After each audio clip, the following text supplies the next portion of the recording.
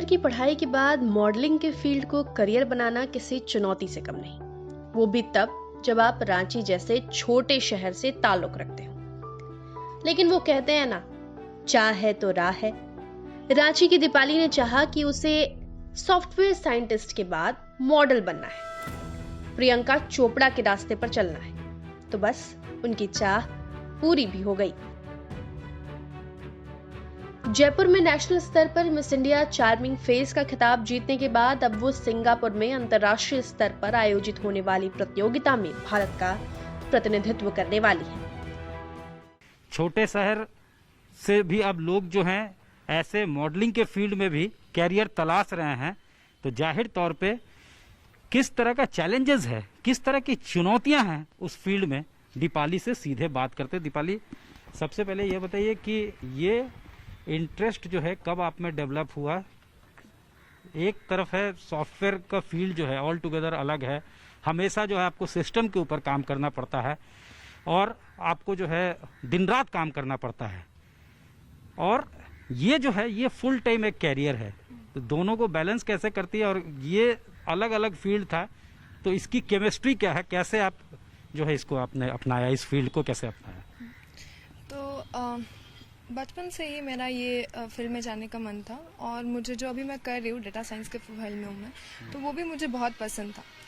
फिर मैं मल्टीटास्कर हूँ, मुझे एक बार में काफ़ी काम मैं आसानी से कर लेती हूँ। हाँ, और मेरे मन में था कि हमें एक ही लाइफ मिलती है, अगर हम डिसाइड करते हैं कि हमें क्या चाहिए।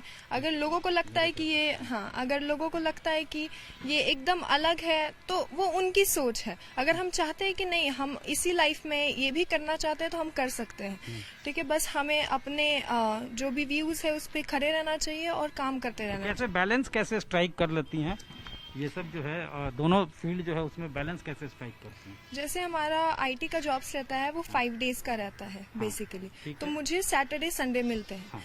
बाकी लोगों के लिए वो 2 दिन वीकेंड्स होंगे, मेरे लिए वो मेरे 2 इम्पोर्टेंट मॉडलिंग के दिन होते हैं। मॉडलिंग के लिए मतलब जम के काम करना। हाँ, मैं रात को बाकी वीकडेज में प्रैक्टिस करती हूँ, वॉक का प्रैक्टिस घर में ही करती हूँ, जो बातचीत की प्रैक्टिस होती है वो घर में करती रहती हूँ। और ये 2 दिन मैं चाहती हूँ जितना ज्यादा मॉडलिंग के ऊपर काम कर पाऊंगी वो मैं करती हूँ। अच्छा, ये बताइए कि फिर जब ये 2 दिन मिलता है, इसमें आप जो है काम करती हैं, तो यहाँ छोटे शहरों से अगर कोई मॉडल बनना चाहता है तो उसके लिए चैलेंजेस क्या क्या होते हैं, किस तरह की चुनौतियां उसके लिए होती है?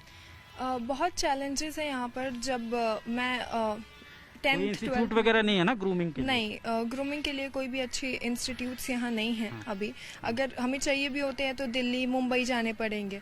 तो उससे क्या होता है, एक तो इनकम वाइज आपको अच्छा होना पड़ेगा तभी आप जा पाएंगे, और दूसरा होता है कि आपको टाइम भी वहाँ पर जैसे घर लेना पड़ेगा कुछ दिन के लिए जब तक आप रह रहे हैं, तो बहुत फिनेंशियली मेंटली आप पे थोड़ा प्रेशर आ जाता है, जो कि अभी यहाँ नहीं है। इसीलिए मैंने भी जो भी सीखा है ऑनलाइन मोड से सीखा है और खुद से ही सीखा है। पर मैं चाहूंगी कि आगे यहाँ पर भी ऐसे इंस्टीट्यूट्स बने कि यहाँ के जो बच्चे हैं उनको बाहर ना जाना पड़े।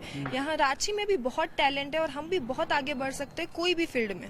इंडिया और देश विदेश में हम नाम रोशन कर सकते हैं। तो इसीलिए मैं चाहूंगी कि अगर देख रहे हैं लोग और वो ये सब कर सकते हैं तो यहाँ पर भी वो लेके आए। अभी तक आपने कौन कौन सा टाइटल जीता है, कौन कौन से क्राउन्स जीते हैं, और अभी तक का आपका अचीवमेंट क्या रहा है, आगे क्या करना चाहती, कितना?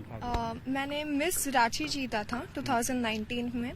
फिर मैंने एक ऑनलाइन प्रतियोगिता में हिस्सा लिया था जिसका नाम था मिशन ड्रीम्स, वो भी नेशनल लेवल का था। उसमें मैंने टाइटल मिस ग्रेसफुल जीता था।